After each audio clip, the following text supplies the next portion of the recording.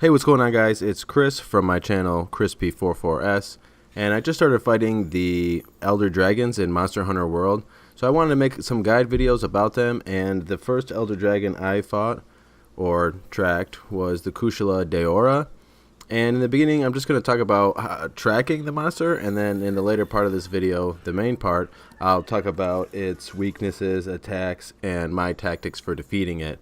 So when it comes to tracking the monster, you have to go to the ancient forest, and the best trail that I found was to go through zones 4 and 5 and then climb the tree up to where you meet the Rathalos for the first time. And that's how I was able to find most of the larger tracks and how to complete the investigation in my game.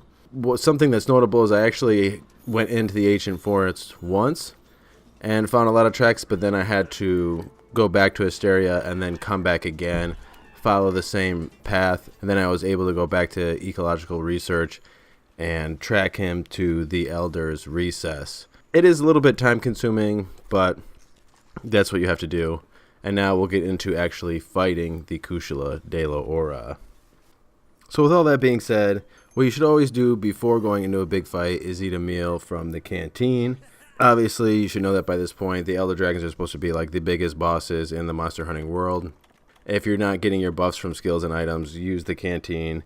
It really helps out, and it's super cheap at this point in the game. So the Kushala Daora's biggest weaknesses are Thunder, Poison, and Blast. The Hunter's Notebook also talks about using Elder Seal weapons to break down the Kushala Daora's shield. Now, I didn't use an Elder Seal weapon, but I'm curious as to if this would break its wind shield, which makes it really hard when the shield is activated to get close enough to do like combos. If you get really close, if you have a decent reach on your weapon, it's not a big issue, but if you try to get up under its body when it has the wind shield activated, it'll give you the wind stun. And even if you have windproof, the windproof really doesn't work. I'll talk about it later in this video. But I'm curious if it breaks the windshield or if it just breaks limbs, appendages, and disregard the monster's tough spots like its wings. The attacks that the Kushala Daora has is like most monsters. It has a claw, bite, tail whip, and a charge or lunge. Most of these attacks the monster will do while it has all 4 feet on the ground, but it does have a lunge, charge, and tail whip while it's in the air as well. For ranged attacks, it has a couple different variations of a wind gust, as well as what I like to call tornado creation. And when it does the tornado creation, it'll create these tornadoes that stay in the area for a certain amount of time. I think like around at least a minute or 2 minutes. But you can't walk into the center of the tornado or you'll actually take damage. The monster also has a wind shield that it'll activate. It's not always active, or at least sometimes it looks like it's there, but it doesn't always affect your character. But I also noticed that you can use some of the slinger ammo. They're like the crystal shots that you can pick up in this area. It'll actually break its windshield and you can see it stop.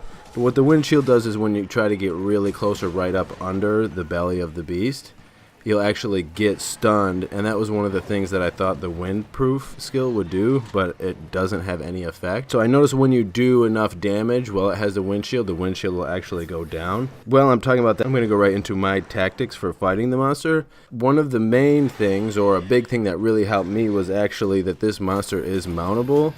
Now, I probably mounted it 2 or 3 times in the whole fight and tried to mount it about 10 times.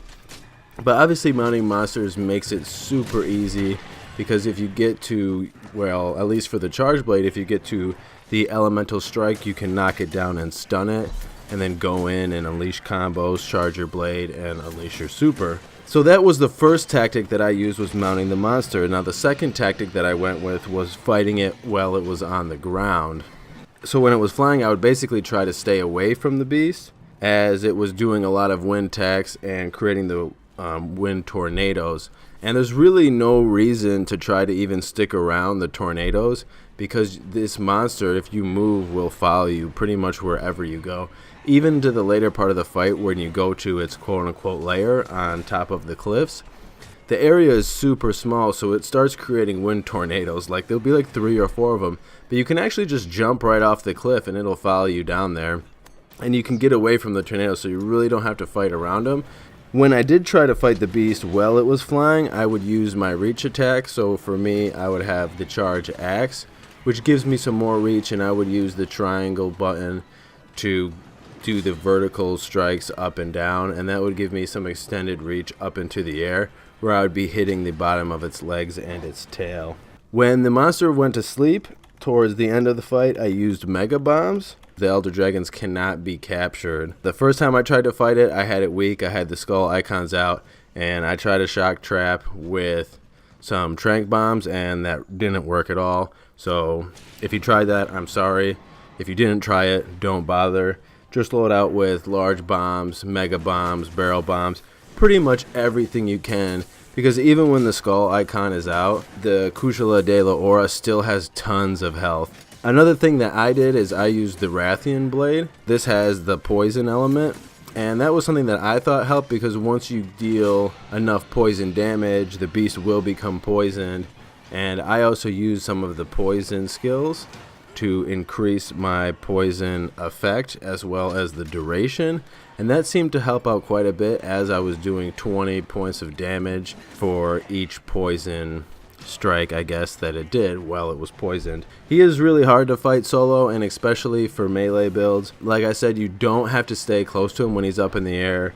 Wait for him to come to the ground. He has his windshield out. Try to use some ranged attacks, or use your slinger, some of the slinger ammo you can find in the area. With a little bit of trial and error, you should be able to fight the beast for yourself. One thing I do want to note, for some reason, the Kushala Daora, I don't know if it's because he's an Elder Dragon, but they just seem like they're smarter, and they seem like they have better targeting when it comes to fighting you in close quarters combat.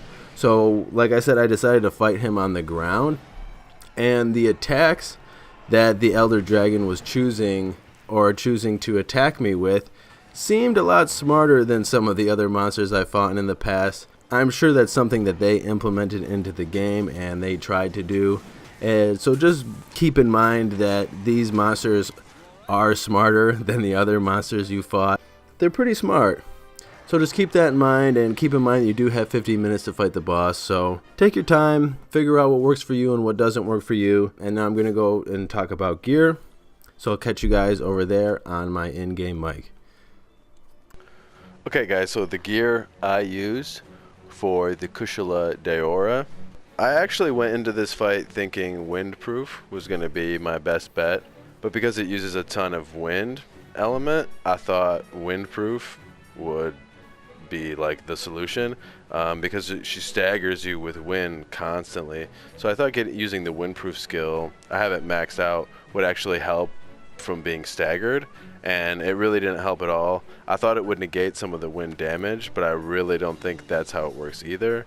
As you can see, it just negates minor and major wind pressure.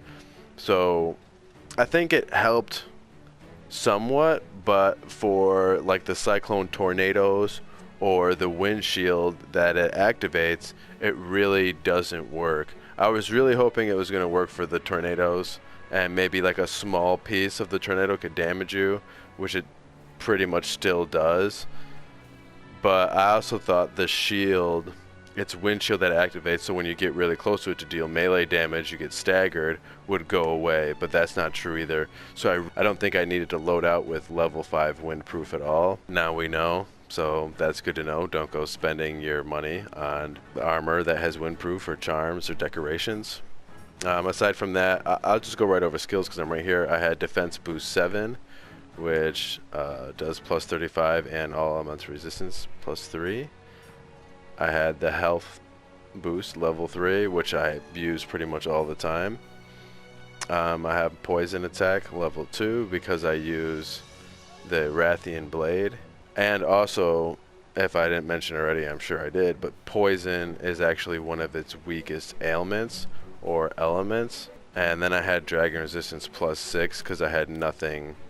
I couldn't get any other decorations. I have this from a decoration, and I didn't have any other decorations that were super useful or could I meld any decorations that were going to be super useful. And then I also have guard +1. So those are my skills, and I'll run down my gear. So I have the deer he Ketel, maybe that's how you pronounce it. And I'm using a venom jewel and a defense jewel. Obviously, like I said, this has high attack and high poison. It's very weak to poison. I'm also using the Rathian helm for the health boost and poison attack. I pretty much use this all the time. A lot of this other gear, though, I put in just for this fight. I scooped up this Vespoid mail just for the windproof. Obviously, it's useless.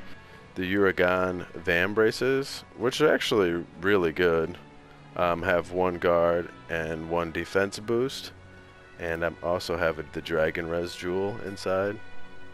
And then I have the Rathian coil with the Vitality Jewel. This has 2 to windproof. I think the windproof, honestly, like, I think it helped a little bit, but I really don't think it helped out to the point where you really even need it, because from looking at my first battle to my second one, it just really seemed what's the word I'm looking for? It just really seemed useless, pretty much. So to go on, I have the Ignat Graves Alpha with defense boost 2. I actually use the Ignat Greaves regularly, but I'll use the beta because they have the slot. But I bought these ones because, again, I'm an idiot and I wanted windproof. I'm not an idiot, but now we know windproof doesn't work. I use the defense charm level 3, and I have a health booster for my equipment.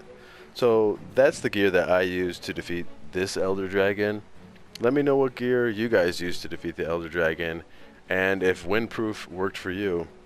But that's going to be it for this video, guys. So I hope you enjoyed it, and I hope it helped you defeat this boss. That's it for right now, and I'll catch you guys in the next video.